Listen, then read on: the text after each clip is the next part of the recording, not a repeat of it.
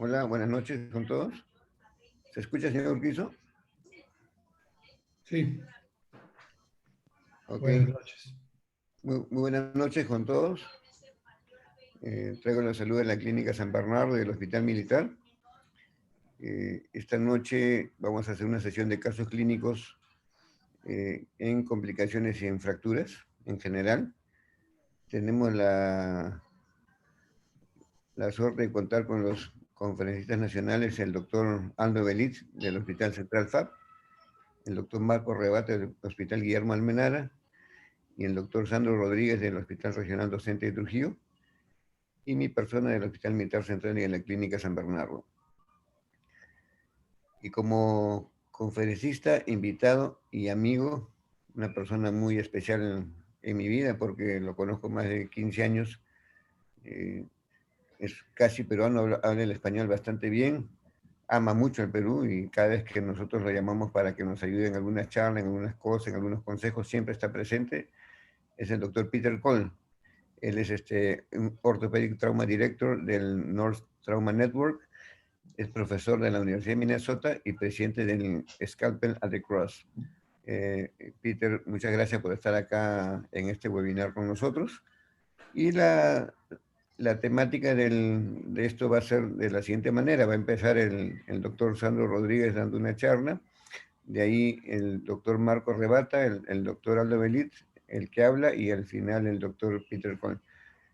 Los invitados tienen la potestad de poder chatear en cualquier momento para ver y poder nosotros absorber sus preguntas. Así que bueno, esperemos que esta noche de sesión de casos sea bastante interesante y gracias a todos ustedes por estar participando. Ya de temprano tenemos cerca de 90 participantes, lo cual es un buen número. Esperamos tener 60, 70, pero creo que estamos bien con este número. Así que bueno, Marco, Aldo, Sandro, Peter, muchas gracias por estar acá. Vamos antes de empezar con la parte comercial, agradeciendo al laboratorio Teva y Eurofarma por el auspicio de este evento. Adelante, señor Urquizo, con la parte comercial, por favor.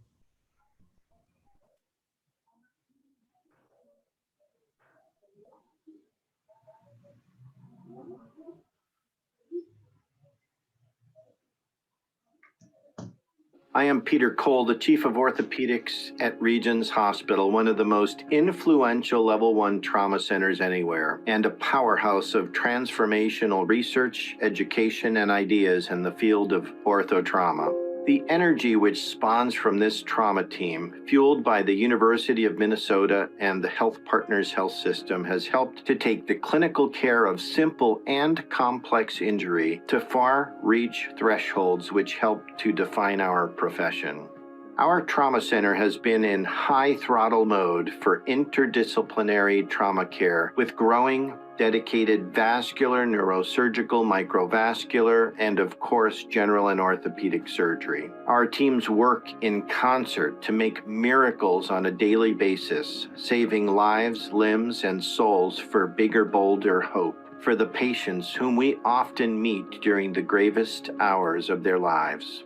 Dense referral spokes to the Dakotas, Wisconsin, and the rest of the Midwest have grown the practice in a way which complements the inroads nationally, which our program has forged with over 500 academic contributions in this millennium alone. Our dedicated orthopedic trauma team includes 9 full-time surgeons represented by as many fellowships in this critical super specialty. This makes the Regions team one of the largest in North America and is the reason that this Level 1 Trauma Center has emerged as the anchor for the growing North Star Trauma Network, which now hails 15 ortho trauma surgeons at 5 hospitals in the brilliant metropolitan Minneapolis and St. Paul of Minnesota.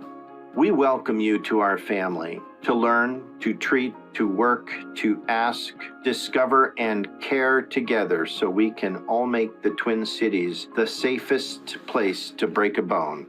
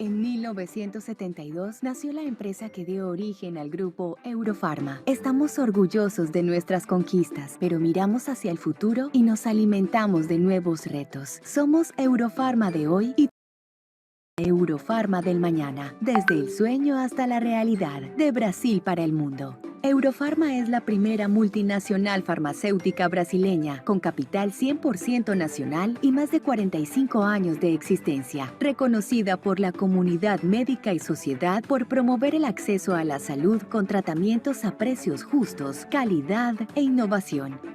En Brasil y en el exterior, se posiciona con destaque en el mercado al actuar en los segmentos de prescripción médica, medicamentos exentos de prescripción, genéricos, área hospitalaria, licitaciones, oncología y veterinaria. Reconocida por su calidad y excelencia, también produce para otras farmacéuticas nacionales e internacionales. Con un portafolio con más de 287 productos, 9 plantas industriales y una producción anual superior a 370 millones de unidades, ya está presente en 20 países, consolidándose como un importante player regional en América Latina. Considerada una de las mejores empresas para trabajar según el GPTW, cuenta con más de 6,7 mil empleados. Eurofarma practica la meritocracia y las conquistas de la empresa se comparten con los colaboradores y la sociedad. Para eso, ofrece un ambiente de trabajo estimulante, que valoriza a las personas y reconoce sus méritos, que se pauta por la ética, transparencia y calidad de vida. Con crecimiento superior al sector, alcanzó en el último año ingresos por 0,43 mil billones de reales e invierte 6,8% de las ventas netas en investigación y desarrollo. En Eurofarma, la sustentabilidad tiene como foco 3 grandes pilares: agua, energía y tratamiento de residuos. Esa conciencia actúa en diferentes áreas de la empresa, con inversiones vueltas a la mejoría de los procesos, la reducción de desperdicios e iniciativas que optimizan el uso de los recursos naturales. Uno de los grandes valores de la empresa es la responsabilidad social. Para beneficiar comunidades, creó en 2006 el Instituto Eurofarma, brazo social de la compañía, que ya realizó más de 77,000 atenciones directas entre adultos, jóvenes y niños, con proyectos que ponen la educación como herramienta de transformación, inclusión social y desarrollo sostenible. Esa es la manera de ser Eurofarma, una empresa que cree en los sueños y en su capacidad de superación, que mantiene aquella misma voluntad de ampliar horizontes, que nos acompaña desde el comienzo, dando nuevos pasos como si fueran los primeros, manteniendo el espíritu emprendedor, el optimismo y el deseo de hacer más y mejor. Cuanto más nos dedicamos, más gratificante es el reconocimiento. Ese es nuestro camino para seguir ampliando horizontes.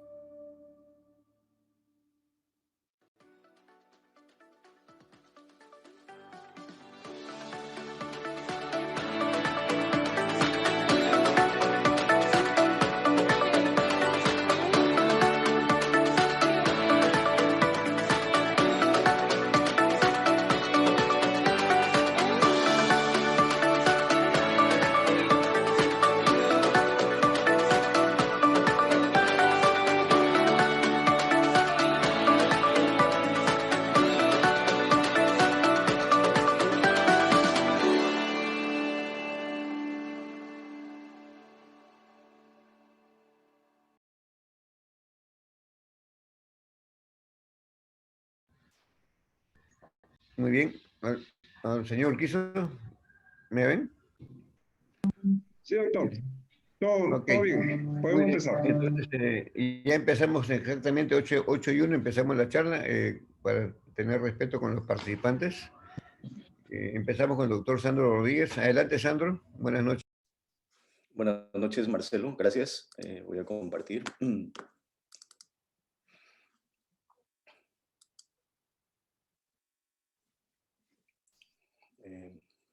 No sé si me escucha bien.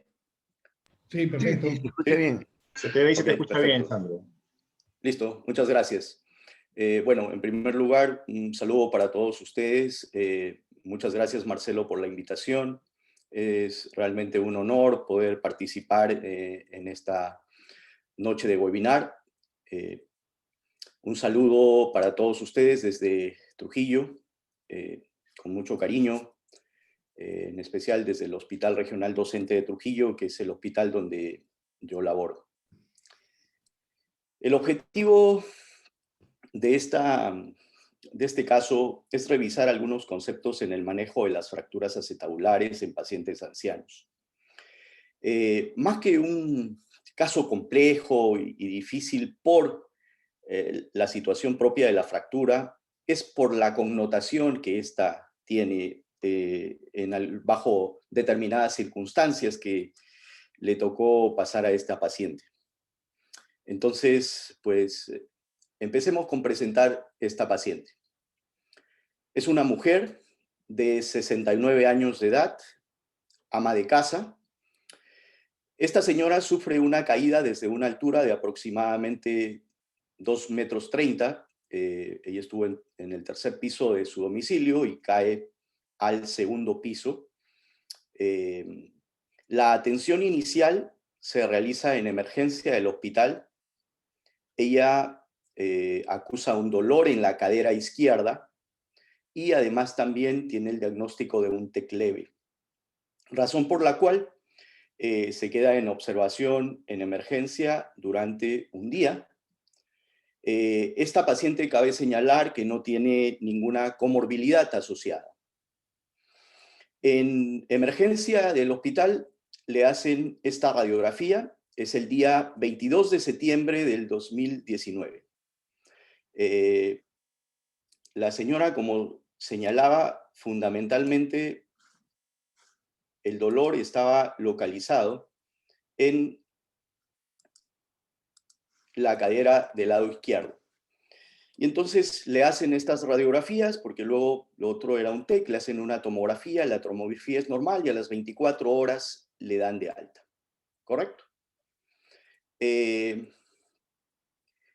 ¿Hubieran hecho ustedes alguna cosa diferente con esta señora? El dolor, ¿dónde era? Aquí quisiera plantearles la siguiente pregunta. Por favor, David.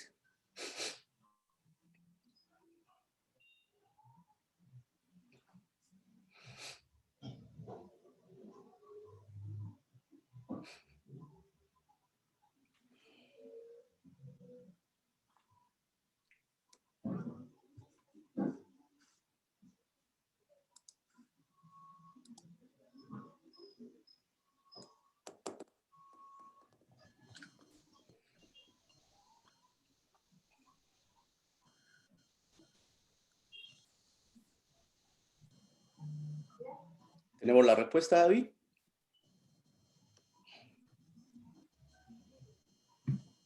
Ok. Muchas gracias, David. Muy bien. Pues la mayoría se inclinó a hacer una tomografía pélvica. Me gustaría escucharte, Marco. ¿Qué opinas tú con respecto a las respuestas? En efecto, o sea, normalmente ante una situación de una sospecha de una fractura, uno tiene que pasar por el tomógrafo. Si bien es cierto, existen las incidencias oblicuas de Judet, que son la ilíaca y la obturatriz, si es que la circunstancia lo amerita, ya, podemos solicitarla sin ningún problema. Ahora, hay un inconveniente con respecto al entrenamiento también del personal tecnólogo de rayos X con este tipo de incidencias. Varias veces han sucedido de que no le toman como tal, y le toman o una inlet o outlet de pelvis, y a veces terminas perdiendo un poquito de tiempo. Si la circunstancia es estar en una emergencia, tenemos un tomógrafo a la mano, yo creo que lo más adecuado sería sacar una tomografía. Si es que no tenemos un tomógrafo a la mano, vamos a transportar la realidad y vamos a sacarlo de lo ideal. Obviamente las radiografías oblicuas de Judet van a ayudar bastante. Ahora, nótese que para el entrenamiento, en este tipo de imágenes, siempre es útil las radiografías oblicuas de Judet, pero si estamos en una situación algo apremiante, la tomografía probablemente sea lo más útil, lo más rápido y lo más efectivo. Correcto. Muchas gracias, Marco. En efecto, pues lo que ocurrió con esta señora es que evaluaron solamente esta radiografía y con eso decidieron que luego de 24 horas pasó el tema del TEC y la paciente fue dada de alta y fue a su domicilio. Según la paciente, 15 días después ella empezó a deambular por sus propios medios y luego de un mes estuvo caminando sin mayor dificultad. Es una señora que se dedica a los quehaceres de la casa y luego de un mes del accidente pudo volver a retomar sus actividades.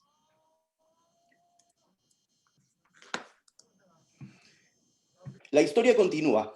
5 meses después de ese accidente, 5 meses después, esta señora tiene una caída ya desde su propia altura. Ella tropieza con un can en su domicilio y vuelve a presentar dolor en la cadera izquierda. Fue por recomendación de unos familiares, conducida a un consultorio inicialmente de reumatología. La señora no vive exactamente en la ciudad, es de un distrito que está como a media hora de Trujillo, en Laredo.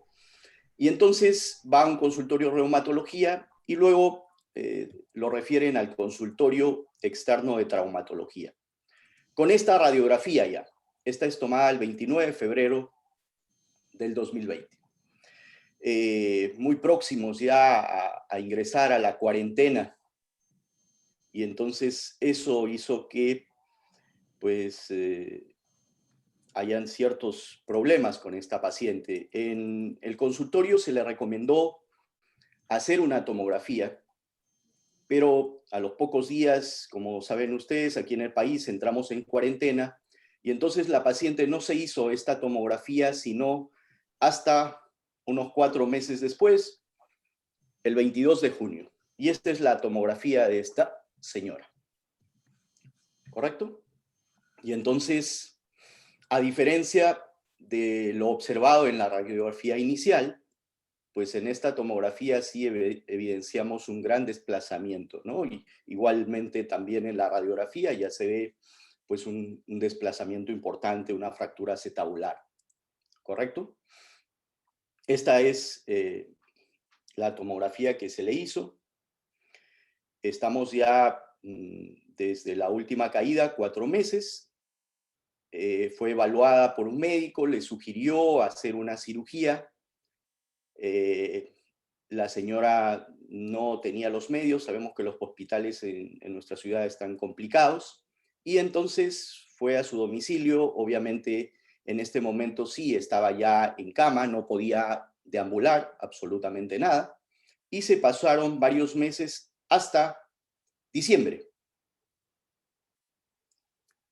En diciembre ya nosotros aperturamos también la consulta en el hospital y entonces nos llega con esta radiografía y esta nueva tomografía que se hizo en ese mes, en el mes de diciembre. Marco, disculpa, Sandro, un ¿Sí? poquito más rápido, si no, no vamos a alcanzar tu tiempo, por favor. Ah, Gracias. perfecto. Listo, Marcelo. Muy bien. Entonces, hasta ahí tenemos esta fractura, ¿correcto? Una fractura acetabular. Algunas cosas importantes de las fracturas acetabulares: 18% de las lesiones de pelvis son las concernientes al acetábulo. En los últimos años, los pacientes de edad avanzada, mayores de 60 años, ha incrementado 2.4 veces la frecuencia, es bastante importante. Y las tasas de mortalidad están alrededor entre el 8 y el 25% en este grupo de edad, en personas mayores de 60. Es además más frecuente la fractura en la columna anterior por impacto fundamentalmente lateral, que es lo más frecuente, asociado fundamentalmente a osteoporosis.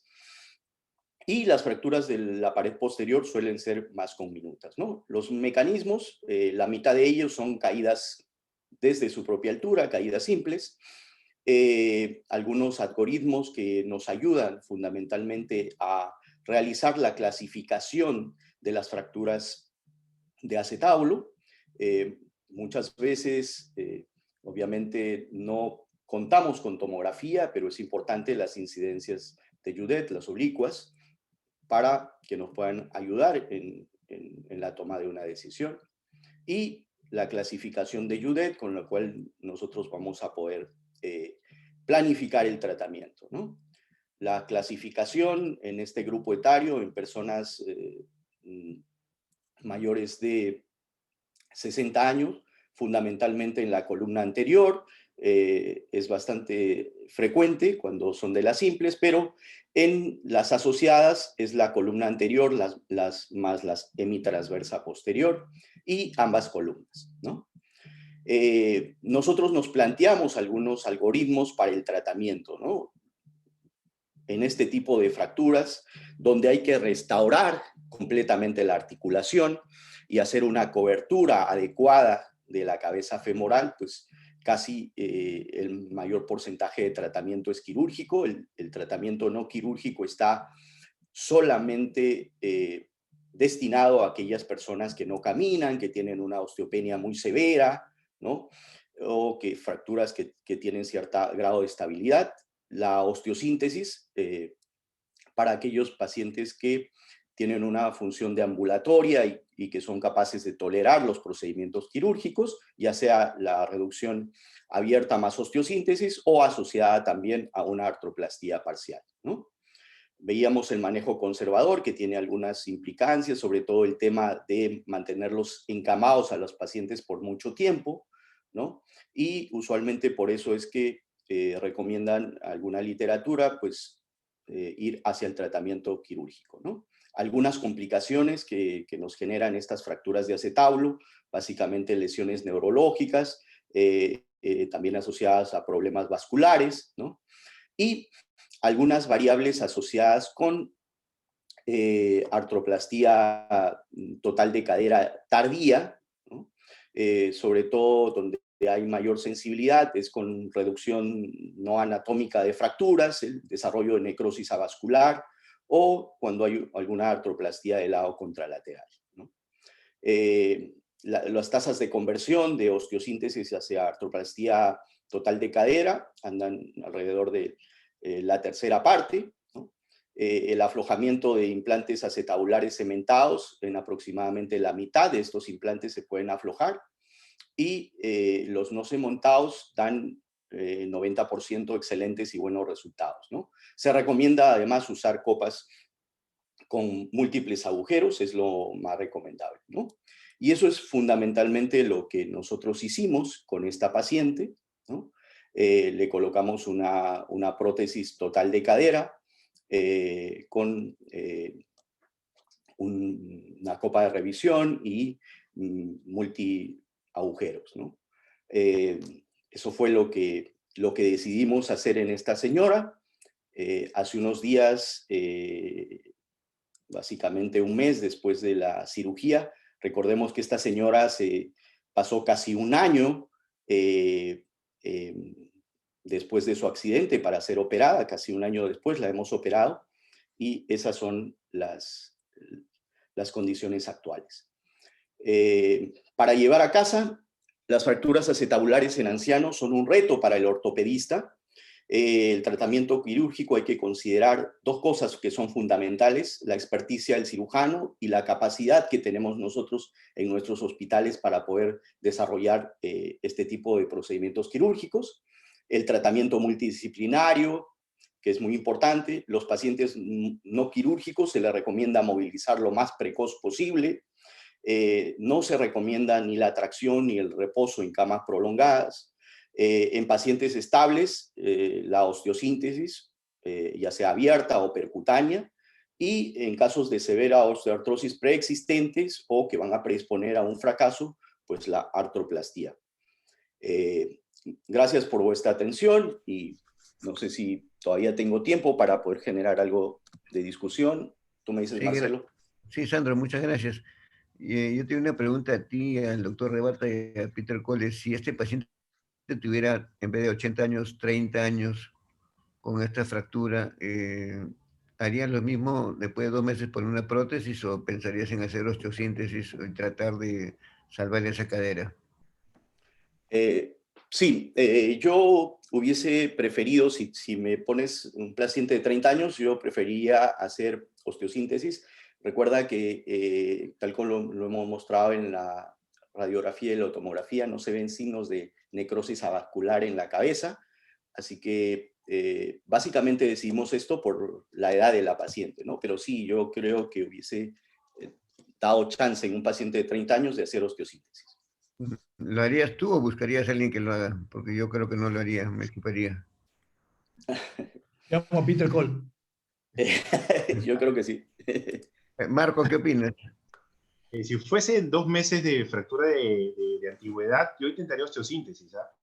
Ya bueno, hemos tenido ahí en el Almenara no pocos casos con 2 meses, mes y medio, y ahí te puedes dar incluso cuenta de la diferente respuesta de cada paciente, porque en algunos casos 2 meses no había consolidado mucho, no había mucha fibrosis. Hemos tenido casos en los que 2 meses significaba una consolidación casi con remodelación, o salvo que nos hayan mentido a la hora de poder registrar la fecha de accidente, pero con 2 meses intentaría, y 30 años de edad, intentaría una reducción abierta y fijación interna. Gracias, Marco. Peter, buenas noches.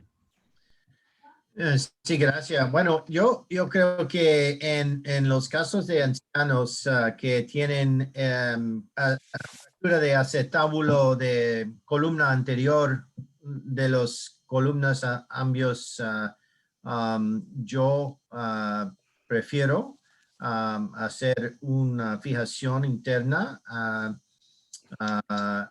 con placa contra el abordaje ilioinguinal o el SPA approach, pero eso es cuando puede operar entre 1 o 2 semanas.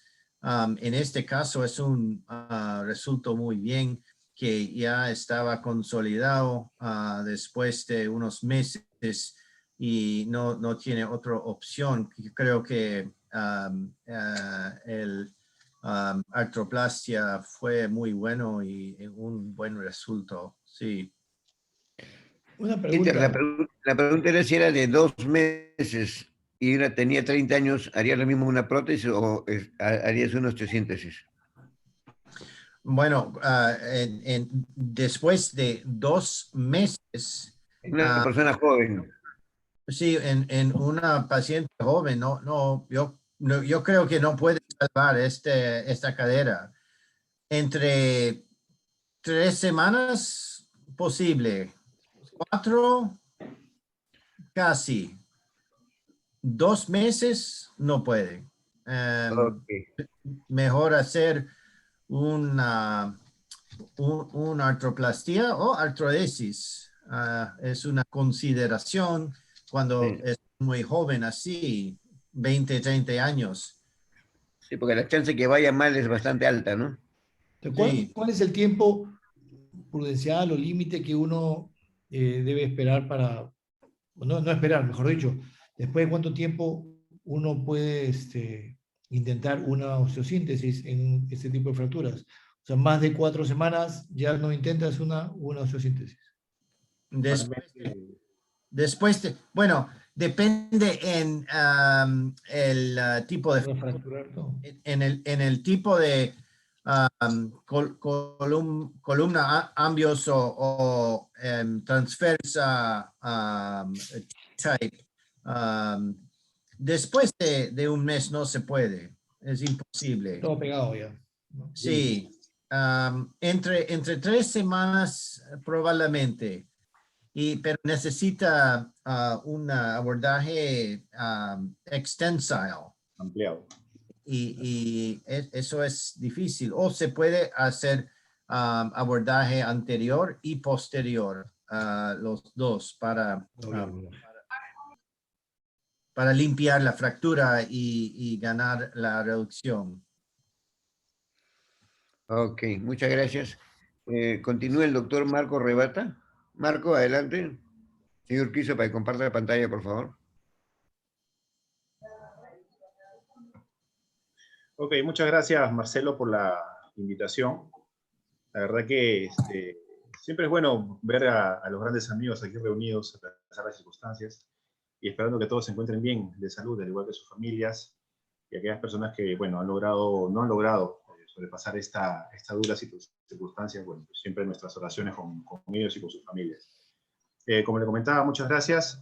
Yo quisiera presentarles básicamente, estoy buscando qué cosa es lo que podía presentar como algo adecuado y la verdad que he visto con cierta frecuencia algunos errores que se están cometiendo de manera frecuente en el manejo de pacientes con fracturas de pelvis. Entonces he querido presentarles más o menos lo que yo creo que es lo que no deberíamos hacer y que se está haciendo en la actualidad con algunos pacientes con fracturas de pelvis, pero no en los grandes centros, donde quizás podamos tener más a la mano gente que tenga un poco de capacidad para poder resolver estos casos cuando les llega, sea la emergencia o sea en otra circunstancia que no sea la emergencia. Ya ustedes acaban de ver al doctor Sandro Rodríguez, que ha presentado un caso con una fractura que ha venido incluso hasta la consulta ambulatoria. Y a veces uno se encuentra con estas circunstancias o con otros casos, ¿no? Muy bien.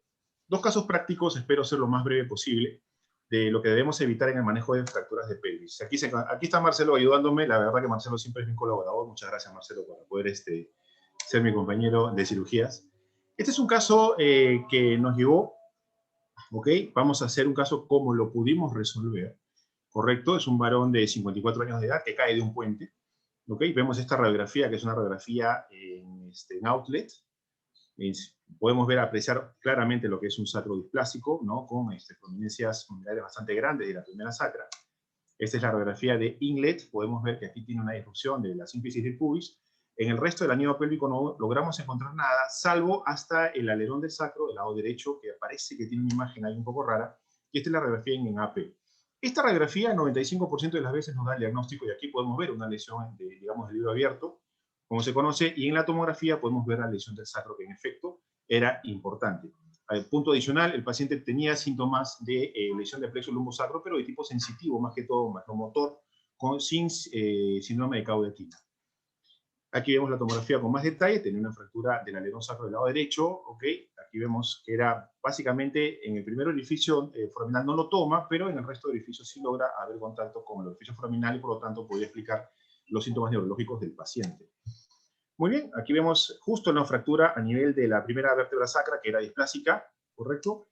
Y así fue como lo solucionamos, ¿correcto? No sé si qué le puede parecer esta solución a Marcelo, a Aldo, a Sandro, al doctor Cole, con este caso que acabamos de presentar.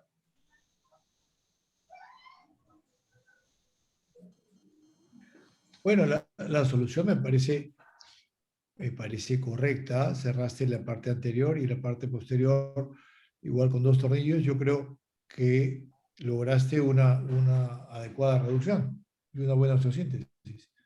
¿Ya hubieras hecho algo distinto, Aldo? No, la verdad que no. Quizás tú... No, la verdad que no. Tus tornillos son un poco cortos, me parece, pero nada más.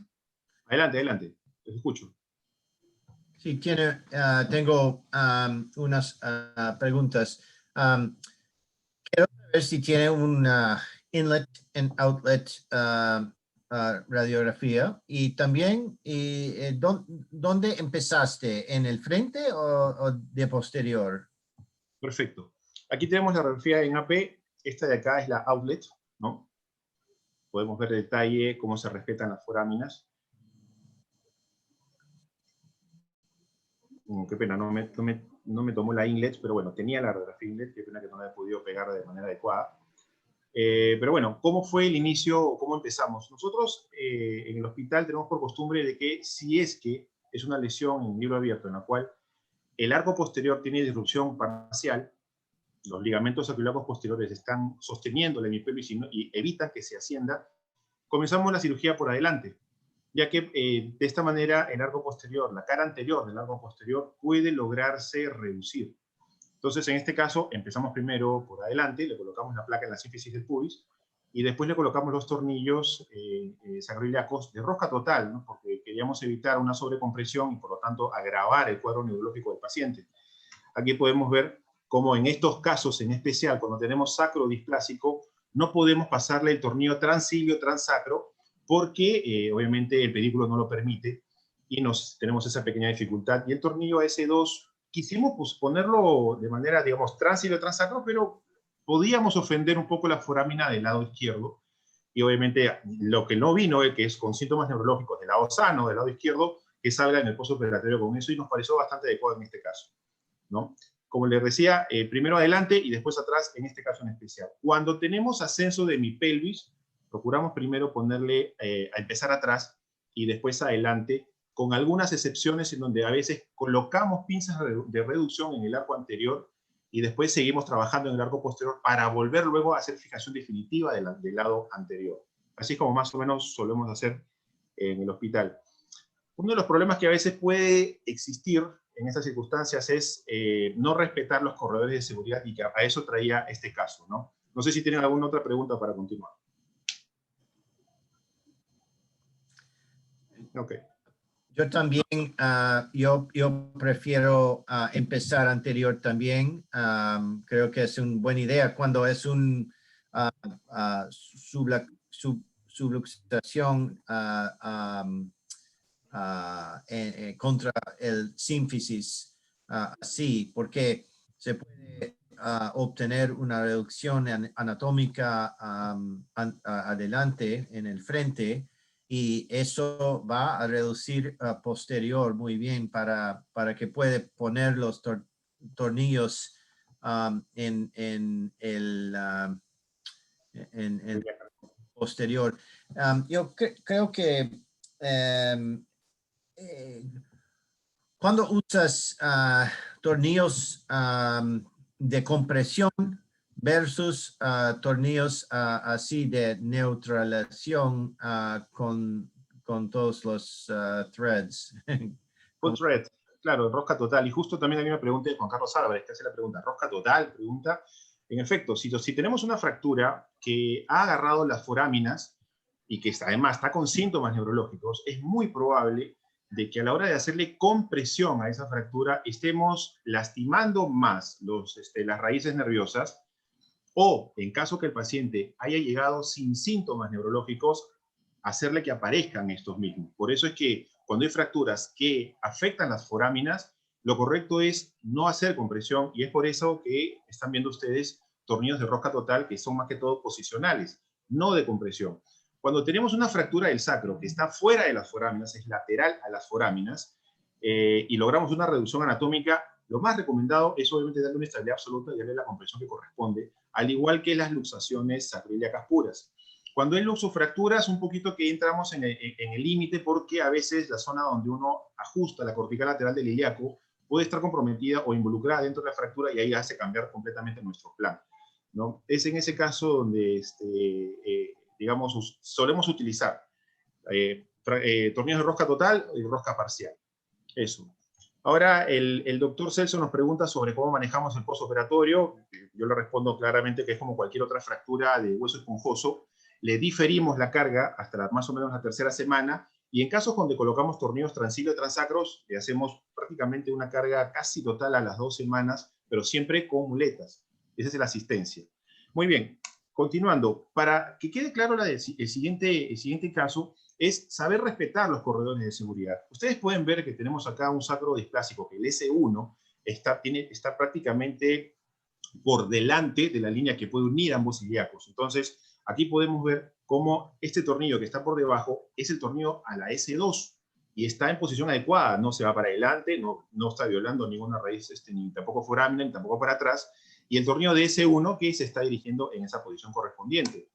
Podemos ver cómo está caminando por ese corredor de seguridad que todos nosotros, cuando nos dedicamos a cirugía de pelvis, la recomendación es ir a un cadáver y romper al cadáver en 1000 pedazos, por decirlo de alguna forma, para poder saber cuáles son justamente estos corredores. Este caso les quería traer justamente a acotación, porque hemos visto algunos casos de que no se han sabido respetar estos corredores de seguridad y hemos tenido problemas. ¿Alguien más pregunta? Víctor Barrientos pregunta, ¿doble placa en sínfisis púbica? ¿Cuándo está indicado? La doble placa, Víctor, en sínfisis púbica es una indicación que se utilizaba mucho antes, después como que la desaconsejaron y ahora ha vuelto a la moda. Recuerden que esto sí es muy dinámico, y si bien es cierto, la doble placa está indicada en algunos casos donde necesitas más sujeción mecánica de la sínfisis del pubis, te podría ayudar cuando una sola placa podría ser insuficiente. Inclusive hay estudios biomecánicos donde aconsejan el uso de la doble placa. Bien, espero haber sido claro con esto. Ahora, también es una pregunta muy buena. Cuando hay mucho inestabilidad posterior, comunicación desplazado, o en casos que tienen mucho osteoporosis, o en una pseudoartrosis del pelvis. En esos casos yo uso 2 placas enfrente, pero en realidad en ese tipo de casos no necesita. Sí, yo estoy de acuerdo también que fue suficiente con una placa y la verdad que el paciente se encuentra bastante bien.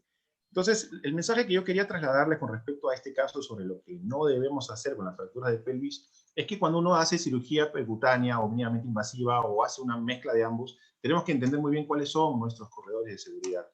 Tenemos corredores en todo, digamos, la primera vértebra sacra, la segunda vértebra sacra, columna anterior de la pelvis, columna anterior del acetábulo, arco anterior de la pelvis, columna posterior de acetábulo, la zona supraacetabular, los ilíacos, tanto inclusive que los usamos mucho para osteotomías periacetabulares. Es decir, tenemos una gran cantidad de casos de pacientes que nos sirven este tipo de ayuda. Este fue un caso de un varón, correcto, 34 años, intervenido por una fractura de pelvis y acudió por dolor al hospital en la región pélvica caída del lado derecho. Tenía adicionalmente una fractura expuesta de tibia distal derecha que terminó después en una amputación porque tuvo malfunción, pseudoartrosis, lesión neurológica también de esa zona y que adicionalmente tenía lesión del plexo lumbosacro con síndrome de caudequina, o sea, no tenía erección, no controlaba el esfínter rectal y estaba con una sonda urinaria. Pero venía por un dolor que era 7 de 10 en la escala visual análoga en la zona glútea del lado derecho.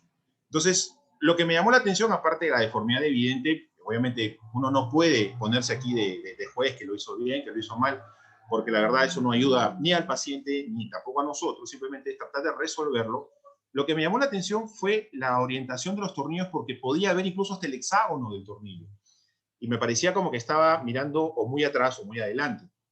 A la hora que lo examinaba encontraba pues múltiples prominencias en la pelvis y le decidí sacar una radiografía y le dije, ok, lo que puedo decirte es que esto es una deformidad pélvica severa.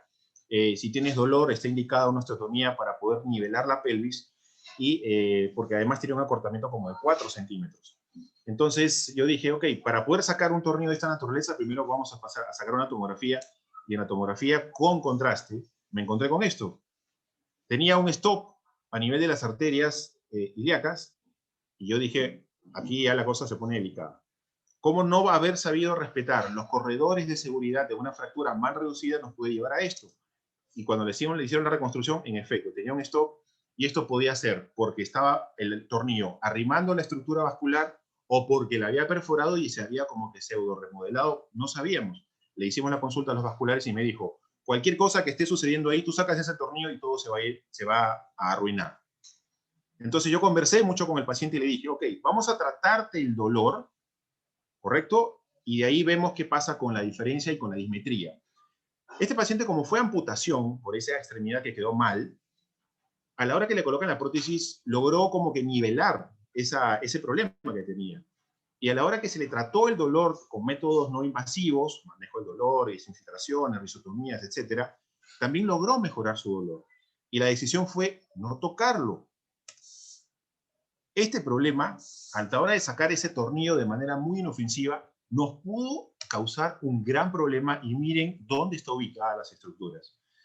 Esto de acá no es para decirle a la gente, oye, lo has hecho mal, esto, lo otro. Bueno, en efecto sí, pudo haber causado un problema al paciente, al médico, que quizás pudo o intentó hacer algo, pero tenemos que entender que los corredores de seguridad son justamente, se llaman así por algo, son corredores de seguridad, porque en la pelvis un poquito podemos meternos en grandes líos si es que no sabemos respetar estas estructuras. Por lo tanto, entrenarnos sería un buen consejo, un buen mensaje, si es que queremos dedicarnos a este tipo de cirugías de este segmento, para así evitar pasar un problema mucho mayor que por fortuna no sucedió. Este paciente se encuentra bien en la actualidad con su prótesis, con la extremidad nivelada y con el manejo del dolor exitoso. Por lo tanto, se decidió no tocarlo y a la fecha se mantiene con controles adecuados. No sé si tengan alguna duda o pregunta Peter, Aldo, Marcelo, de este caso. Para pasar, no sé si me queda para pasar rápidamente un caso nuevamente, Marcelo, o es que ya pasamos al siguiente expositor. Ya estamos con el tiempo. Bueno, ¿qué hiciste en este caso? ¿Lo dejaste así o lo llegaste a operar? Está así, no lo he tocado, está así, el paciente tiene muy pocas molestias porque está con una prótesis de la extremidad que le amputaron. Tenía, como te comentaba, una diferencia y una dismetría bastante marcada. Y yo le decía, ok, lo que se puede hacer, una vez que se recupere esa fractura que tuvo, que fue muy compleja, muy complicada, no tuvo un tratamiento exitoso, se infectó, se evaporó desinfectada, comenzó a tener múltiples problemas en una extremidad con lesión neurológica y lo amputan. Entonces, antes de eso yo le había comentado que se podía hacer una osteotomía pélvica para poder nivelarle la deformidad que tenía en la pelvis y así también nivelarle la dismetría de las extremidades. Pero yo ya estaba pensando en qué hacer con los vasculares a la hora de quitar estos implantes. Y ojo, que estamos hablando de implantes que se encuentran en zonas bastante peligrosas. Uno que se encuentra en canal raquídeo, otro que se encuentra entre la arteria y la vena, no sé cómo interpretarlo, porque obviamente está golpeando alguna de estas estructuras, y otro que está golpeando la arteria ilíaca del lado izquierdo. ¿Retiramos esto o no retiramos? ¿Qué tanto vamos a mejorarlo si lo retiramos? Entonces, esa fue la pregunta que nos hicimos en el equipo de pelvis en su momento ahí en el hospital, y nos dimos cuenta que si logramos controlar el dolor y el paciente recupera la dismetría con una prótesis de extremidad, el único problema que le quedaría por resolver a este paciente sería la dificultad al sentarse, o el sitting imbalance, porque el paciente se sentaba y notaba que caía para un costado. Entonces le dijimos, ok, ¿qué tanto te molesta esto? Poco, doctor. Una cirugía que vamos a hacer muy poca ganancia, con muchos riesgos, probablemente hubiese sido peor, y el paciente hasta ahora se encuentra así y no lo hemos tocado. Le hemos dicho que hay una posibilidad de que esto pueda empeorar más adelante, sí, y que hay que estar atento nomás a sus síntomas. Marco, ¿y tú qué cosa Dale. crees que puede haber pasado? Porque se me Varias hace cosas. difícil pensar que alguien ha puesto el tornillo de esa forma. Quizá le falló el arco en C, la visión, No, es técnico. pero Yo creo, Marcelo, o está de sea, atrás. o sea, a la hora que nos reunimos entre nosotros es inevitable preguntarse eso, ¿no? O sea, ¿qué pasó? Lo que pasó es que obviamente fue un mal resultado, No, de una mala reducción. O sea, normalmente los corredores de seguridad son amplios y seguros cuando haces una reducción anatómica. Pero si tu reducción no es anatómica, ese corredor de seguridad comienza cada vez a estrecharse y estrecharse y estrecharse hasta que casi es inexistente. Y a mí lo que me parece es que aquí ocurrieron eso, o sea, no hay corredor de seguridad, sumado a que no hay reducción, sumado a que no hay un poco quizás de experiencia, no lo sé, faltó entrenamiento quizás, claro que sí. O sea, aquí no se trata de señalar con el dedo lo que se hizo mal, acá lo que tratamos es de que todos mejoremos. Y digamos, el mensaje en este caso, ¿cuál sería? Entrenamiento. Hay que entrenarse para evitar que estas cosas sucedan y que obviamente el paciente se vea perjudicado en el supuesto caso que alguien se haya atrevido a sacar estos tornillos. Eso es todo. O sea, yo creo que fue una confluencia de varias cosas, la tormenta perfecta, por decirlo así, y menos mal que no nos atrevimos a sacarla. Porque la verdad, yo con este resultado, no, o sea, yo ya estaba preparándome qué hacer en caso sea necesario sacarlo, ¿ya? Perfecto. Pero por fortuna el paciente mejoró sus valores, mejoró el dolor, mejoró la dismetría, y solamente le quedaba el desbalance al sentarse. Entonces, le dijimos qué tanto era capaz de tolerar eso, y es un paciente joven, y la verdad que no le fue mal, así que ahí lo preferimos dejar porque a veces terminas haciendo más daño cuando estás entrando a reparar este tipo de situaciones. Peter, ¿algún mensaje final para esto? Bueno, eso es un caso muy, muy difícil ahora. Yo creo que es importante sacar los implantes posterior y que hace eso con el ayuda de cirujano vascular, porque si acaso hay lesiones de los ilíacas, ¿no? Pero creo que después de sacar los implantes posterior, necesita tracción en el lado derecho, y el tracción debe quedar semanas para colocar el hemipelvis del lado derecho en mejor posición, y necesita también fijar en frente y fijar posterior. Yo prefiero en esos casos de malunión o de pseudoartrosis, hace un abordaje adelante y sacar el cicatriz, movilizar y poner en posición prono para abrir atrás, la misma cosa. Necesita sacar el cicatriz y movilizar posterior. Y después poner anteriormente otra vez para poner placas. Necesita todo el tiempo el tracción para el lado derecho, el tracción para bajar el pelvis y también está bastante posterior. Está el hemipelvis está próximo y posterior, así que necesita colocarlo. Es una cirugía en etapas, ¿no? Tiene diferentes etapas: anterior, posterior, fijación, posterior, fijación, así. Correcto. Ok. Gracias. Sí, le pusieron doble placa, Marco, adelante. Sí, le pusieron doble placa, pero cuando hacemos osteotomías para nivelar, ¿no? Hacemos justamente lo que menciona Peter, o sea, pasamos por ahí, ponemos boca arriba, osteotomía. Luego ponemos boca abajo, osteotomía. Sí. Luego tracción. Y tracción pesada, o sea, le ponemos supracondilio, comenzamos a jalarlo, hasta que, a ver hasta dónde nivela. Luego de eso, volvemos a abrir en otro momento. Sí. 2 semanas probablemente después, entrar adelante, sacar, fijar. Ver en arco en C si está suficiente o necesita más tracción. Luego, voltear, boca abajo, fijar.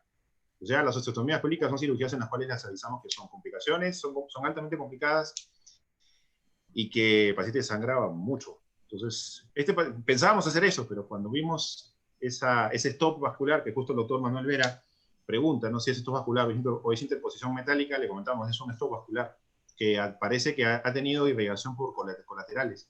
Cuando vimos ese stop vascular, lo hicimos evaluar por cirugía vascular y nos dijo, sí, es un stop, y si tú sacas ese tornillo, el paciente se va a chocar. Entonces dijimos nosotros, ok, ¿vale la pena o no vale la pena? Cuando llegó a nosotros, este caso ya tenía 1 año de operado, por ese caso. Por eso que pasó al poco tiempo amputación. Wow. Porque venía más que todo por la fractura de tibia distal con muchas más complicaciones, pero por si acasito los del miembro inferior nos mandaron esta interconsulta y dijimos problemas. Entonces pasamos a hacer todo Marco, lo que ya han de escuchar. Marco, tiempo. Marco, gracias. Estás hablando mucho, Marco, ya. No nos hacemos... Ese doctor Belí no deja hablar a la gente. Aldo, pasamos con Aldo Belí, por favor. Gracias, Marco. Algo, listo. Gracias, Ok.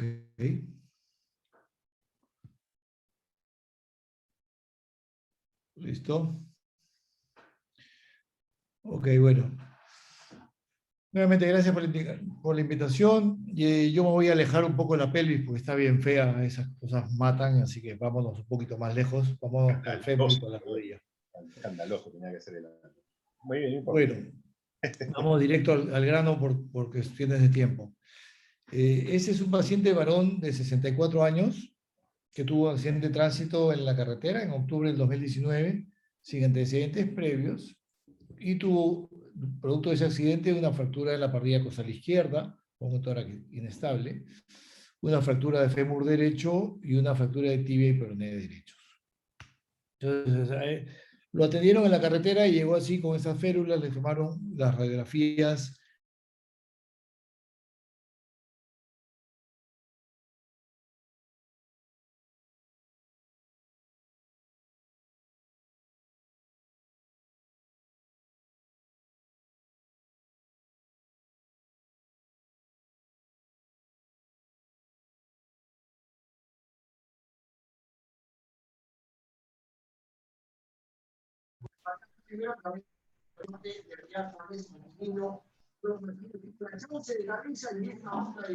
Vamos a esperar al doctor Belí, que tiene un problema técnico, creo. Entonces empezamos con mi caso de una vez. Cámbialo, por favor, y empiezo con el mío para no perder tiempo, por favor, ¿ya?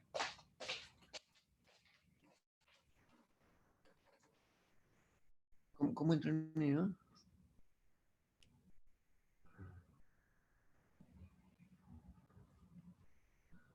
Ya, ¿lo ven? ¿Se ve? Sí, Marcelo. ¿Se ve? Sí. Ok, bueno, vamos a presentar un caso de fractura patológica subtroncantérica y cadera. Una paciente femenina de 58 años que tenía un liposarcoma en el muslo izquierdo en el 2012 y se trató con una cirugía de liposarcoma que estaba encapsulado más radioterapia por 28 semanas. En enero del 2018 ella sufre, al hacer una torsión simple del fémur, hace una fractura patológica subtrocantérica de este fémur. Él queda así de esta manera. Ese es el trauma inicial. Obviamente tuvo ella radioterapia en esta zona. Entonces la pregunta sería para todos los oyentes. Señor Quiso, ponga la pregunta, por favor. ¿Cuál sería el tratamiento a seguir? A ver si respondemos. Señor Quiso.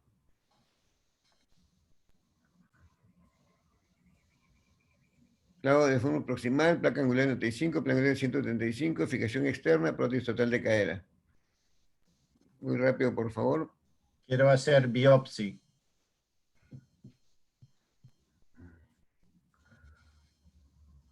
Ok. ¿Ya la respuesta, señor Quiso?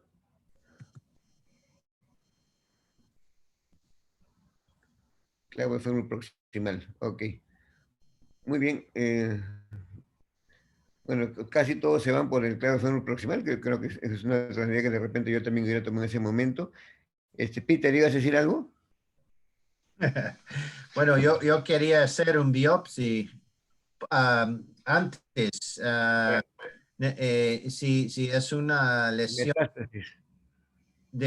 Bueno, la pregunta es que si es un metástasis o es un tumor primaria.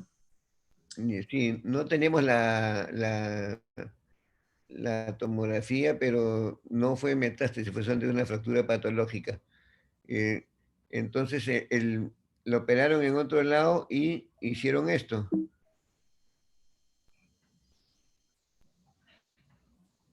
¿Qué opinas, Marco, de la cirugía? Bueno, estamos ante una cirugía tipo Cristóbal Colón. Eso. Ok, muy bien. Aldo, le pusieron una placa con tornillos, una placa de SP simple, tornillos más cemento óseo.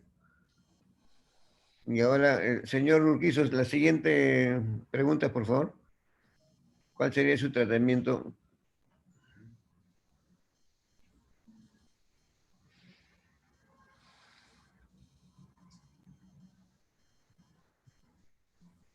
Tómame tiempo, 10 minutos, por favor. ¿Ya la respuesta, señor Guiso?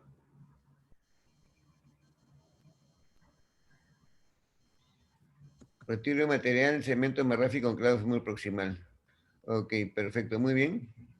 Entonces, otra vez lo volvieron a operar y hicieron esto.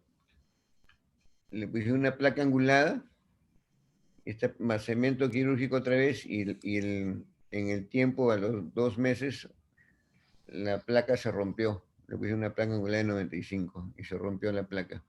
Peter, ¿qué opinas? Bueno, tengo dos pensamientos. La primera cosa es que hay un problema con la biología. Cuando tienes cemento ahí en la lesión, no se puede poner un puente de hueso ahí contra la fractura. Creo que la placa angulada es una solución bueno, está bien, pero tengo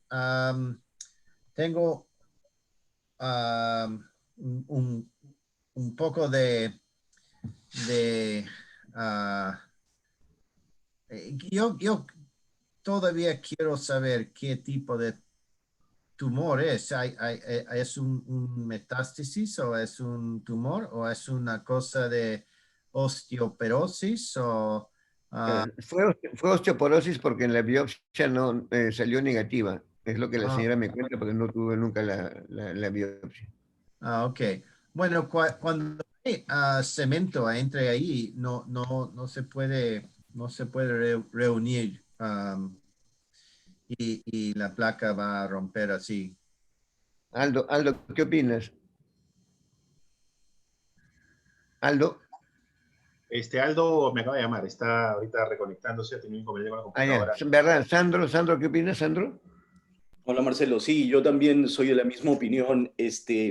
Definitivamente este implante de placa angular no es posible colocarlo con interposición de cemento óseo, ¿no? Es una estructura rígida que definitivamente va a llevar al fracaso, no es la mejor opción, ¿no?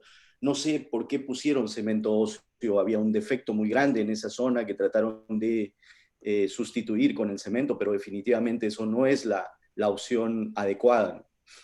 Bueno, entonces el caso fue que la señora 2 años se quedó así porque ya tuvo miedo de volver a operarse, se asustó y dijo, no, mejor me quedo así en mi casa, tengo mi pierna y no me vayan a amputar, y etcétera, ¿no? Y al final 2 años estuvo así, hasta que llegó, yo la vi, y llegó a la clínica porque la señora empezó con un eritema en la zona con calor, leve temperatura, y cuando le hicimos los análisis, tenía una PCR de 70, creo, y una velocidad de dilatación de 50, y con una zona eritematosa. Entonces tenía ya, al parecer, infección en esta zona. Entonces, ¿cuál sería el plan a seguir, Marco? ¿Qué harías? Bueno, Pensando que mi tiene ya una respuesta, infección. sí, o sea, mi respuesta entre las opciones que mencionabas, la acabas de pasar, yo sí hoy día por una fijación externa.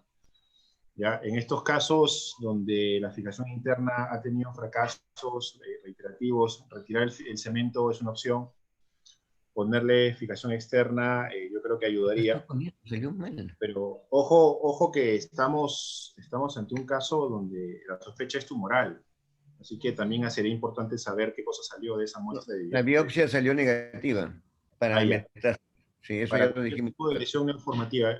Honestamente yo iría a una fijación externa y le colocaría injerto. ¿Ok? Después, la otra alternativa sería la colocación de un clavo cefalomedular. También me parece válida. O sea, Ya insistir lo harías primariamente, no esperarías hacer una limpieza, una fijación y esperar que esté limpio, que baje la BCG, la PCR y de ahí recién hacer una definitiva, o te quedas con los 300 de inicio más injerto. a evaluar, a evaluar, a evaluar. Yo la verdad que el injerto, viendo cómo salen los valores, como bien lo acabas de decir, pero fijación externa para empezar y enfriar todo, sí. Fijación externa en estos Peter, casos. Peter, ¿qué harías tú? Este caso creo que te lo mostré alguna vez. Hola, Peter. Yo quiero operar en etapas. Primero sacar el implante, sacar el cemento, otro biopsia, culturas para ver si hay infección y poner en tracción. Después espera para los resultados de biopsia de culturas. Si son negativos, quiero hacer una placa angulada con injerto de crista ilíaca. Si es un tumor, quiero hacer un clavo también con injerto, porque si no hace algo para la problema de biología, no va a curar. Bueno, entonces nosotros hicimos una limpieza quirúrgica, retiramos el material y colocamos un fijador externo con un espaciador, o sea, con cemento, con antibiótico, limpiamos todo el cemento antiguo y lo dejamos así, con un fijador, uno que va al cuello, otro que va al cálcar y 3 abajo. Y esperamos a que bajaran los valores de BCG, PCR, retiramos el fijador y lo dejamos una semana para que cierren los orificios y de ahí, bueno, eso era lo que dijimos, los signos de infección, y planificamos una cirugía preoperatoria con un clavo cefalomedular, pero que tenga embadurnado con cemento quirúrgico con antibióticos. Entonces, bueno, esto es una anestesia para el dolor. lo pusimos en arco en C en una mesa. Y cuando hicimos la revisión abierta, pasamos la guía de manera retrógrada porque estaba abierto, tenía un hueso bastante débil a nivel del trocánter, le pasamos el clavo y con los rímers del canal limpiamos todo el canal, lavamos el canal, pusimos este clavo, lo maduramos con cemento y lo incluimos por dentro del canal y esta fue la manera como quedó en la parte, en la frontal y en la axial. Le pusimos 20 centímetros del injerto de chip en la zona, cerramos las heridas y este es el control inicial. Yo tengo, no sé si es la buena o la mala costumbre de dejar unos rolls de cementos pegados a la periferia, como tratando de limpiar las partes blandas de esa zona. Daño creo que no hace y beneficio podría ser, aunque muchos dicen que el cemento quirúrgico antibiótico dura en 4 o 5 días, ya perdió toda su potencia del antibiótico. Y bueno, esto es a los 5 meses la señora ya estaba caminando, después de 2 años ya estaba caminando con su bastón, pero estaba feliz porque a pesar de que quedó con la pierna un poco corta porque nos quedó un poco en varo, la señora ya estaba caminando. Y esta es como quedó hace 8 meses un control operatorio. Vemos que hubo un poco de colapso, se rompieron los tornillos, supongo que porque es un hueso bastante débil, pero la herida está de esta manera. La señora no drena, no está caliente y bueno, está bastante contenta con el resultado, al menos por ahora. Esperemos que en el futuro siga así. No sé si tienen algún comentario al respecto. Marco, ¿qué opinas de lo que hice? ¿Está bien, está mal? ¿Hubieras hecho lo mismo o diferente? Probablemente me hubiese quedado con el fijador externo un poco más de tiempo, ¿ya? A veces... Lo tuvo 2 meses. ¿Ya? No, pero por eso te lo digo, porque en algunos casos el fijador externo puede terminar como manejo definitivo y no hay nada de malo. No, porque no tenía el cemento con antibiótico en el espacio, le pusimos cemento con antibiótico, entonces difícilmente, al menos en este caso, iba a poder pegar, ¿no? La fractura. Sí. Sandro, ¿qué opinas? Sí, Hola Marcelo. Mira, lo que pasa es que yo tal vez sí hubiera realizado un cultivo previo y el cultivo estaba negativo. Le hicimos pues creo que cultivo, no salió negativo. Sí, salió negativo. ¿Y por qué entonces el colocarse clavo con antibiótico? Como fue una sola muestra, muchas veces una sola muestra no te representa pues, que haya una infección, puede salir un cultivo negativo y a veces sería bueno como consejo tomar pues 2 o 3 cultivos. Entonces una muestra a veces no es representativa y bueno, los laboratorios a veces tampoco no salen negativo y puede ser positivo. Una pregunta, Marcelo. ¿Hiciste acortamiento en ese espacio donde retiraste el cemento?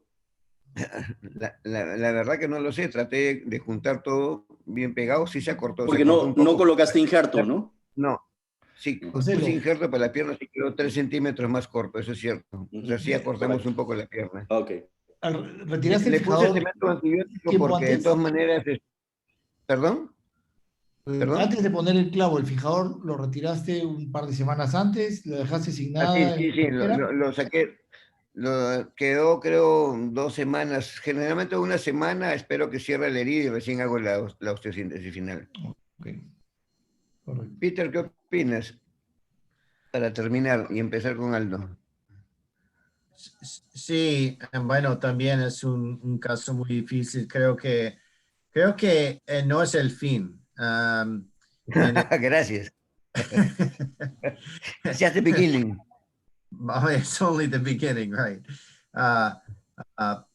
Pero ahora está caminando sin infección, sin fiebre, pero creo que vamos a tener un pseudoartrosis y vamos a necesitar poner injerto y probablemente una placa angulada con compresión y injerto de crista ilíaca cuando está estéril.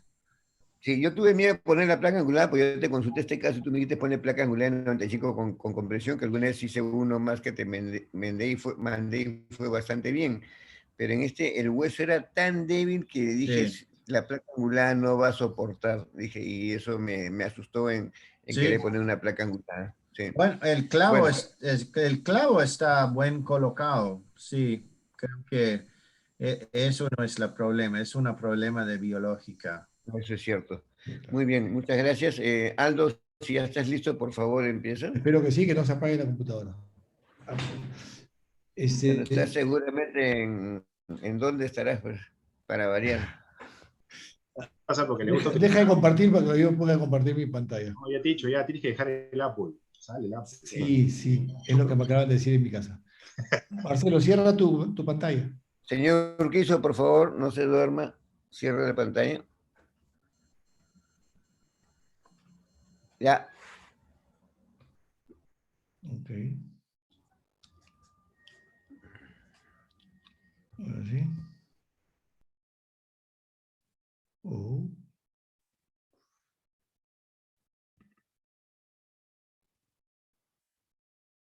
No abre. Los voy a matar.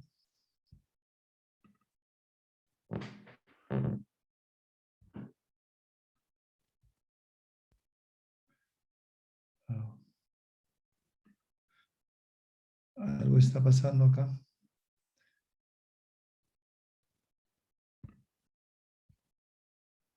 ¿Ven ahí algo? Sí, Sí, Aldo, ahí está. ¿Ya está? Ok. Ya está. Bueno, ok, vamos rapidito. Entonces, este es un paciente, como les decía, fue un accidente de tránsito en la carretera y llegó a la clínica así, con esta férula, con una atención inicial en otro centro, con fractura del fémur distal y fractura de tibia y peroné también distales, ¿no? Fracturas complejas ambas. Entonces, esta es la tomografía, porque la radiografía no se veía muy bien, pero acá sí podemos ver en la tomografía cómo es el compromiso articular de esta fractura del fémur. ¿Okay? Miren, el compromiso articular es una fractura compleja en ambas vistas. ¿Okay? Entonces, lo que la hacía un poco más compleja aún, ¿no? Ese es el 3D de ambas fracturas, tanto del fémur como de la tibia. Como verán, pues son fracturas ambas bien complejas, ¿no? Entonces vamos a ver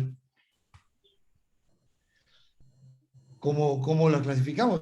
Son fracturas complejas, es una fractura tipo C3, una C3-2, es una articular completa y compleja, ¿no? Con compromiso metafisiario también complejo.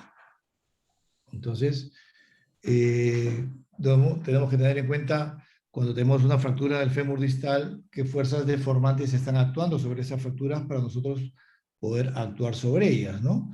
El cuádriceps nos produce un acortamiento, los aductores nos van a llevar el fémur en varo, los gemelos van a llevar a un recurvatum. Entonces, nosotros tenemos que tener en cuenta todas esas cuestiones de esas fuerzas deformantes para poder dar el tratamiento adecuado, ¿no? Entonces, ¿qué tipo de estabilidad y qué tipo de tratamiento decidimos hacer? Bueno, pues una estabilidad mixta, pues, ¿no? Una reducción anatómica en la parte articular y una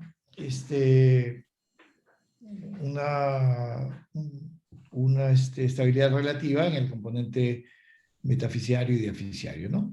Obviamente restituyendo la longitud, la alineación y la rotación.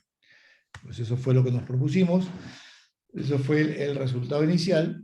Entonces, pusimos una placa de fémur distal larga, como verán acá en la parte articular. Ven que tenemos tornillos por fuera de la placa, tanto de lateral a medial como de anterior a posterior. La parte articular quedó muy bien. Y pensamos que esto era un resultado bastante adecuado y pensamos que pues, esto iba a avanzar, progresar como esperábamos, ¿no? Esta es la osteosíntesis de la fractura de tibia distal. Entonces, ¿qué pasó? A los 7 meses, el paciente evolucionaba bien, hacía su fisioterapia, pero la fractura no terminaba de consolidar, ¿no? Y a mí ya me asustaba, después de 7 meses, que no termine de consolidar toda esta parte medial. Y el paciente cargaba con todavía caminaba con su andador, no lo soltaba por un poco de temor. Entonces, pasados 7 meses, teníamos que tomar una decisión. Entonces, señor Urquizo, dígame, mándeme las preguntas, por favor. Entonces yo decía, o continuamos en espera de evolución, o hacemos una cura quirúrgica más injerto óseo, le agregamos solamente estabilidad, o agregamos estabilidad más injerto óseo. ¿Ustedes qué opinan? ¿Qué opina el panel y el público? Tenemos unos 15 segundos para ver qué opinan.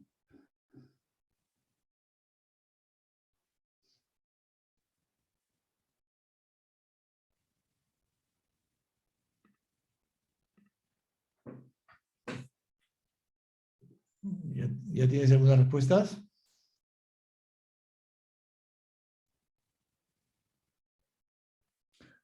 Ok. Correcto. Entonces eso es lo que nosotros pensamos igual. Entonces teníamos esas opciones. Agregarle una fijación externa para darle más estabilidad, poner una placa medial o colocar un clavo retrógrado.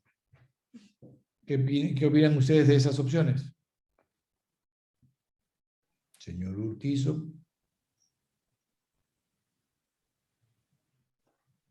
O sea que el clavo retrógrado siempre me baja. ¿Te gusta el clavo retrógrado?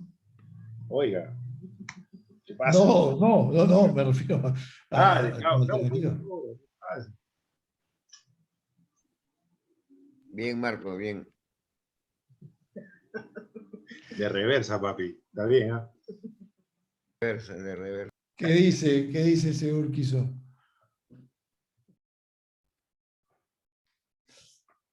Ok, es correcto. Entonces, eso es lo que también se nos ocurrió. Y el 20 de junio le hicimos esa segunda cirugía, le agregamos una placa un poco en hélice, la moldeamos y la colocamos, es una placa LSP de 4.5, ¿no? Pusimos 2 tornillos en la parte distal y 2 tornillos en la parte proximal con injerto óseo. Entonces, ahí llenó bastante bien. Esa es la parte proximal de la placa. Miren cómo nos costó Dios y su ayuda por moldear esa placa, no saben lo dura que es. Pero creo que nos quedó bastante bien. Eso fue el seguimiento al tercer mes postoperatorio. Ya se iba llenando la cortical medial. Y esto es hace realmente poco, hace 9 meses. El paciente está caminando muy bien. Lamentablemente no tengo el video. Le pedí al señor que se filme ayer, pero no me pudo mandar el video. Y nada, él funcionalmente anda bastante bien. ¿No? Entonces, esto nosotros lo tomamos de un artículo de Pietro Ragazzoni con el uruguayo, el doctor Fernández, que tienen unos casos muy similares, ¿no? Entonces, eso es para evitar para evitar pues que se fatigue ese implante, porque si ese implante seguía así, nosotros no le agregábamos nada en la parte medial, ese iba a fatigar de todas maneras. Entonces, esa es la alternativa que nosotros vimos, ¿no? Entonces, es importante tener siempre en cuenta esta cortical medial, tenerla siempre en cuenta y tenerla presente. Quizá de arranque pudimos haberle puesto una placa medial y nos hubiéramos evitado una cirugía más, ¿no? Pero es por eso que lo puse, escogí este caso para llamarlos a la reflexión, ¿no? Que es importante ver esa cortical medial y si ustedes consideran necesario y ven que falta hueso en la cortical medial, agregarle esto, ¿no? Entonces, para llevar a casa, importante la clasificación y el hacer una tomografía para poder tomar una decisión adecuada en cuanto a qué tipo de estabilidad hay que tener con implantes, ¿no? Con eso elegir qué implantes vamos a usar y ver la integridad de la cortical, como les decía, ¿no? Entonces, nuestro objetivo quirúrgico era la reducción anatómica de la articulación, la alineación axial, dar una fijación estable, moverlo rápidamente, que eso es lo que siempre buscamos, y preservar la vascularidad. Muy bien, eso era lo que quería compartir con ustedes. Gracias, Aldo. Cuando veo estas cosas me hace acordar siempre a nuestro maestro, el doctor Fernando Izaguirre, que en realidad era un tipo bastante especial para manejar este tipo de lesiones. Aldo, tú la placa medial la moldeaste antes en una maqueta, No. porque eso yo me acuerdo que ese lo hacía y era más rápido Sí. para hacerlo. ¿Te Y acuerdas entonces que no lo te hacíamos demoraba así en el tanto. hospital? Claro, lo hacíamos así en el hospital, lo moldeábamos en la maqueta, entonces cuando ya llegabas a la operación era más fácil de poder hacerlo. ¿Sabes qué pasa, Marcelo? Bueno, eso fue un paciente de la clínica, no del hospital, bueno, como buen paciente particular había que escoger la placa exacta para poder moldearla, entonces no podía malograr una placa, así que tuvimos que hacerlo intraoperatorio. Perfecto, muy bien. Doctor Peter Cole, ¿alguna idea, sugerencia, algo que nos quiera aportar? Bueno, yo quería saber cómo estaba el tobillo, si estaba pesando con todo el peso, que creo que es importante para poner más callo. Y es posible que cuando tiene dos lesiones de fémur distal y tibia distal, no se puede pesar mucho para muchos meses y eso toma más tiempo para curar. Ok. Sí, no, la fractura de la tibia fue muy bien. Esa consolidó rápido, pero igual le diferimos la carga bastante tiempo, ¿no? Ok. Y el señor era muy temeroso. Pero igual ya eran 7 meses y teníamos que tomar una decisión, no podíamos seguir esperando a que cargue poco, ¿no? Sí. Aldo, yo tengo una pregunta. ¿Consideras que fue necesario la colocación de injerto en esa zona metafisiaria? En ese momento, con la segunda cirugía, sí. Sí, necesitaba, porque al haber puentes ahí, no, se había reabsorbido un poco hueso, o sea, tuve que curetear un poco y agregarle, o sea, agregarle estabilidad y agregarle injerto, ¿no? Se había reabsorbido. Aldo, una pregunta. Esa placa medial, si de no haberla tenido, ¿qué otras opciones hubieras contemplado? Y hay una pregunta de Ralph Llanos que está haciendo si es que se colocó a cielo cerrado. O sea, entiendo cielo cerrado como mínimamente invasivo. Sí, exactamente, fue mínimamente invasiva, la moldeamos y bueno, pasamos debajo del músculo, ¿no? Pero como tú dices, otra alternativa es colocar un fijador externo, más o menos en la misma posición, ¿no? Una fijación externa, exactamente con 2 clavos arriba y 2 abajo, para darle ese soporte medial, lo que nosotros queremos darle soporte medial. Pero es un poco más incómodo para el paciente en realidad, ¿no?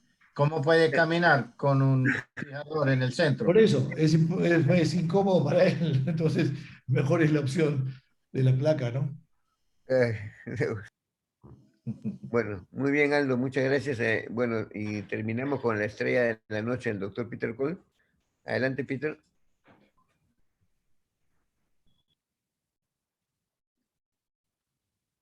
Para que comparta pantalla el doctor Cole, el señor Urquizo. Saquen la cara de Aldo Belit, por favor. Lo puede hacer, no, lo puede hacer de su computadora. A ver, tiene que buscar compartir share screen Abajo. y elige la pantalla donde está su presentación. Ok. Bueno, yo voy a presentar un caso en que es una nueva pasión mío y es la cirugía de la escápula y también en combinación con las costillas. Así que hay un hombre de 54 años y bueno, tenía un choque en el snowmobile que tenemos aquí en el norte de Minnesota. No hay mucho de esos en Perú. Se puede ver en el radio X del pecho que tiene mucho neumotórax y enfisema con el aire en los tejidos blandas ahí. tenía un tubo para los pulmones, para el neumotórax, y se puede ver que las costillas están muy desplazadas, ¿no? Y se puede ver también cuando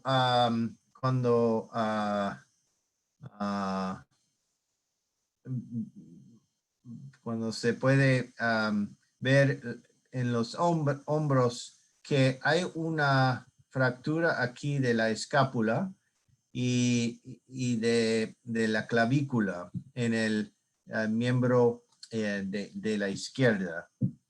Así que en esos casos, ¿qué debemos hacer? Aquí es la tomografía. Se puede ver la fractura de la escápula, la fractura de los costillos, muy desplazado, muy grave. Y también es un hombro flotante, porque también tiene la fractura de la clavícula. Y se puede ver en el sitio.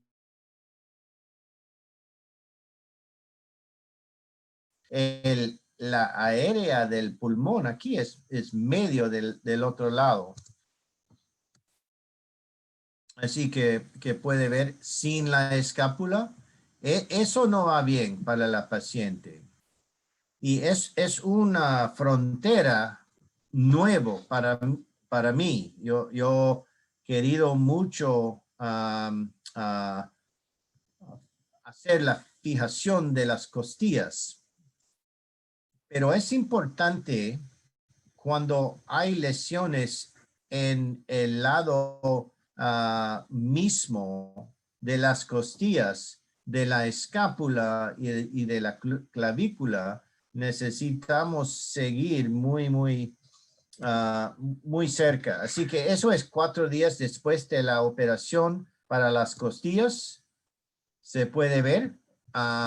Los pulmones están de bastante aire en los 2 lados ahora. Pero también la pregunta ahora es si eso es suficiente. ¿Ustedes qué piensan de eso? ¿Qué hacemos ahora? ¿Está bien ahora con los pulmones y las costillas fijadas? Mis amigos. Peter, en este caso, en la tomografía, hablando de la tomografía, Sí. ¿ya? El pulmón tenía, digamos, un mejor aspecto, porque he visto que has pasado una tomografía, pero no sé si es que corresponde al mismo tiempo de esta imagen. No, eso es antes de poner los placas. Ya. Y después. Pero eso es 10 días post-operativa. Y ver cómo está la clavícula y la escápula. Eso es inicialmente, cuando venía, se puede ver la diferencia hasta 10 días postoperativa. El pecho está mucho mejor que aquí, pero mira la escápula y Claro. la clavícula está bastante más desplazada. Sí, claro. Hay medialización. El ángulo glenopolar está muy bajo, muy bastante. Y la clavícula ahora está más angulada. Ok. Él no tenía una fijación de la escápula, y eso era eso fue en hospital en el norte de Minnesota y encontró el paciente 3 cirujanos que dijeran no hay nada que necesita hacer, todo va muy bien, pero el problema era que la paciente no puede mover el hombro, era muy doloroso. Se puede ver ahora la escápula está bastante angulada y hay mucho desplazamiento porque esta parte aquí debe estar aquí. Se puede ver eso. Una fractura de la escápula muy desplazada. Eso no va bien para la paciente. El pecho, mucho mejor porque eso está fijado. Bueno, quiero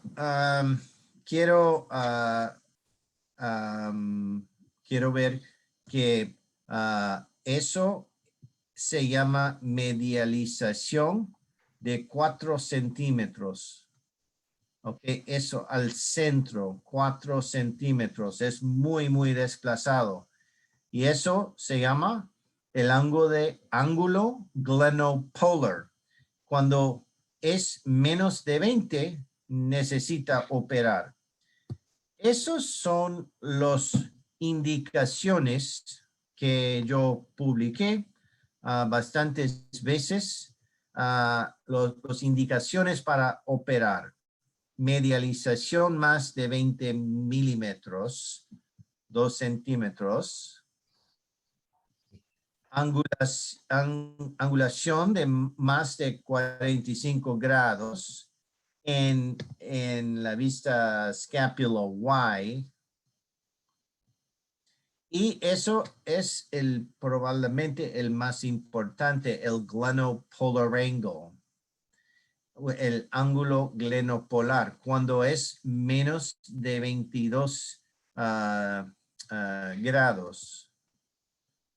También cuando hay 2 lesiones del superior shoulder suspensory complex, se llama un hombro flotante. Cuando hay desplazamiento de la escápula y de la clavícula, es un hombro flotante. Eso es una indicación para operar.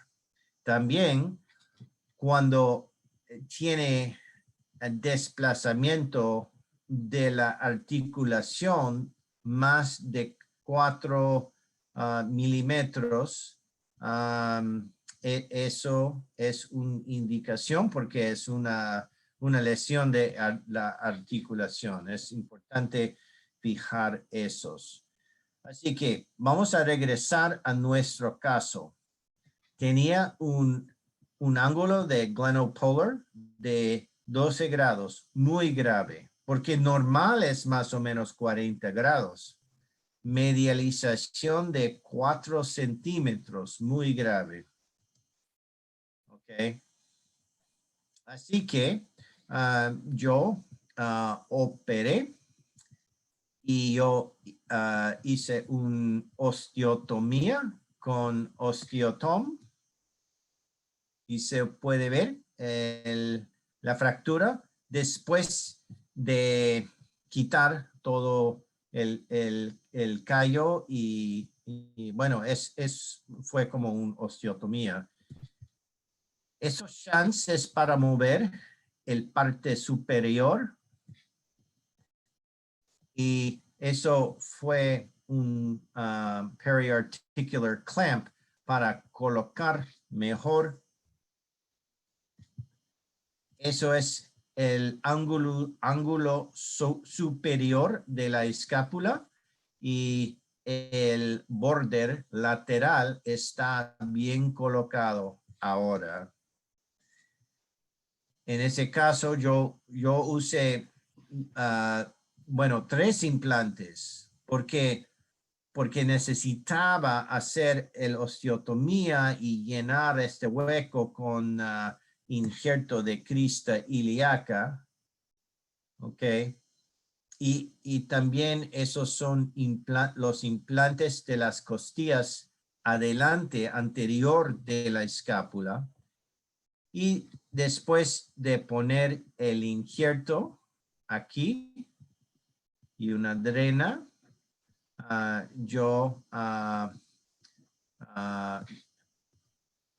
bueno, eso es al fin de caso. Ahora se puede ver el ángulo glenopolar es mucho más mejor, ¿ok? Ahora es como 40 grados.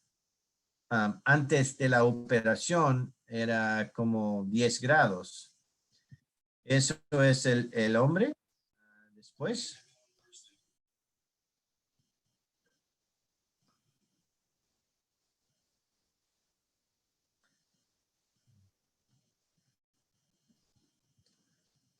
Con movimiento muy bien.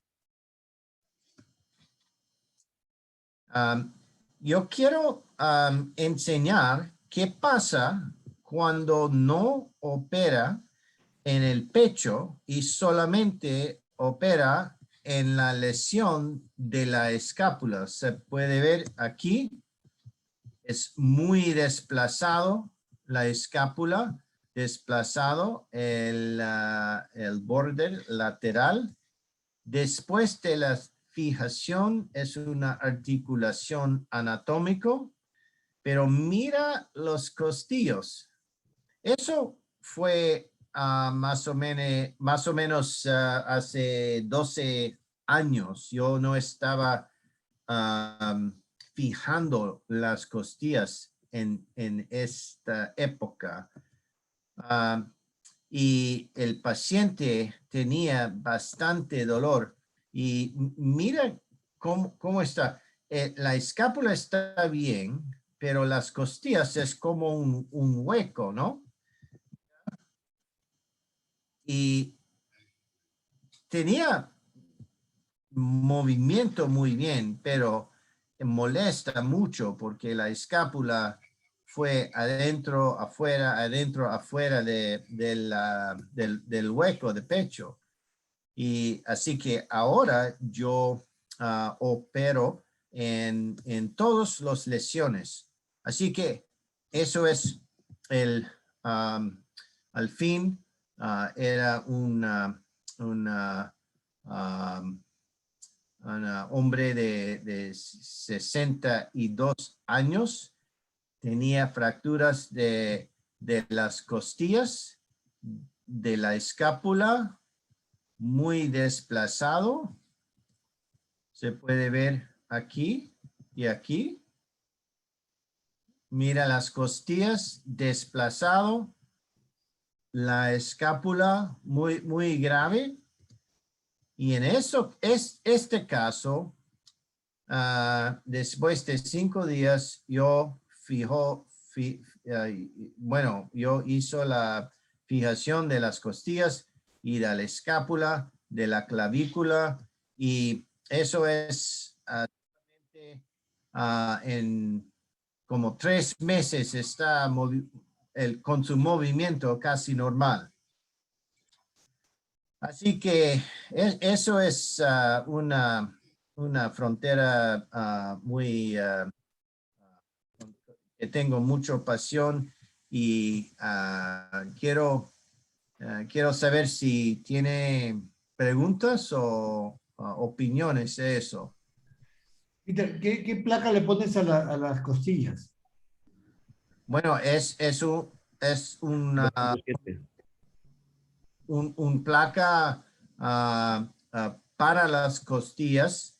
Tienen casi todos los, bueno, Zimmer, Stryker, Synthes tienen su placa para costillas. Y una placa especial. de 1.5 milímetros y los tornillos están angulada. Ok, ángulo variable. Ok. Sí, porque Muchas parecían gracias, de Peter. reconstrucción chiquitas, ¿no?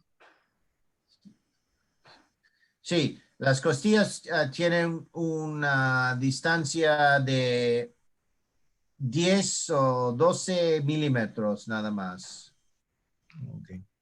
por tornillas anguladas. Y si la fractura es solamente de parrilla costal y no asociada a escápula o clavícula, ¿también la fijas igual? Sí, yo creo que es importante fijar todos los huesos que están desplazados, porque si no, el paciente no va a rehabilitar muy bien. Y Y esto como el caso primero, no fijaron la escápula y tenía un resultado muy grave. Así que, bueno, yo hizo muchas investigaciones en la escápula y creo que es un hueso muy importante que tenemos estudiar mejor y fijar más frecuentemente. Sí, muchas gracias, Peter. Y también vi algunos trabajos que cuando los pacientes están en cuidados intensivos, los que se operaron de las fracturas de las costillas, se recuperan mucho más rápido y en cuanto a Sí. morbilidad y mortalidad comparado con los que no se fracturaron las costillas, con los que no se operaron las costillas. Sí, en bastante randomized controlled trials. Ahora sabemos que los pacientes que tienen fijación de las costillas para el flail chest, las indicaciones flail, cuando hay más de 3 costillas fracturado en 2 lugares, es un flail chest. Así que en esos pacientes recuperan mucho más rápido, con menos tiempo en el intensive care unit, mucho mejor dolor y menos complicaciones de neumonía y también en unas investigaciones de mortalidad es mejor. Muy bien. Bueno, si no hay más preguntas, Marco, ¿alguna pregunta, Sandro, para cerrar la sesión de hoy día? No, me declaro completamente, digamos, nunca he tratado estas lesiones, así que Solo tengo una pregunta, perdón, Peter. Como en el primer caso que presentaste, cuando son múltiples fracturas costales, ¿cómo haces para el tema de los abordajes? Bueno, tengo una charla en esa cosa solamente para los abordajes. Depende en dónde están las fracturas. Cuando están posterior, necesita movilizar el latissimus dorsi y trapezius para llegar a las costillas. Cuando están anterior, usamos un abordaje inframammillary para levantar el pectoralis mayor para llegar a las costillas. Y después de fijación, mis compañeros en el servicio de cirugía ponen un tubo de pecho. Un drenaje torácico. Yo creo que entre 5, 10 años vas a operar en el pecho y la escápula frecuentemente en Perú. Es como el pelvis hace 20 años. Claro. sí, de hecho Sí. que sí. No, tremendo. Tremendo. Excelente. Muy bien, bueno, Muchas gracias. por el tiempo, para ser justos con el tiempo, queríamos agradecer al doctor Peter Cole Muchas por gracias. sus sabias enseñanzas. a Aldo Belid, a Sandro y Marco, muchas gracias por este webinar. Creo que ha estado bastante interesante y fructífero. Y Marcelo. Peter, una despedida para decir chau a los amigos peruanos, que acá te queremos mucho. Como dice Marcelo, que yo quiero bastante los peruanos. Es mi país segundo. Yo hago muchos viajes a Perú a visitar a Lima y también tengo una misión en Pucallpa para hacer tratamientos ortopédicos para la gente ahí en Pucallpa. Es una organización cristiana que se llama Scalpel at the Cross. Y querido mucho a tu país y tengo muchos amigos ahí. Es un honor presentar con ustedes y como siempre yo aprendí mucho y es muy importante que tenemos esos exchanges, esas relaciones, porque en este tiempo cuando tenemos la problema del COVID, eso es la segunda opción muy importante, el Zoom. Vamos a hacerlo en el mes que viene. Okay. Eso sí, de todas maneras. Bueno, muy bien, muchas gracias a todos los participantes también.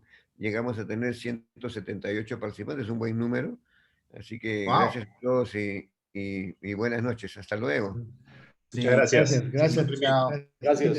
Oye, me gustó el eslogan que dice The safest place to break a bone. Buenísimo. Minnesota, sí. Bueno, Sí. chao. Qué bueno. Cuídense mucho. Un abrazo. Buenas noches con todos. Gracias. Buenas noches. Chao.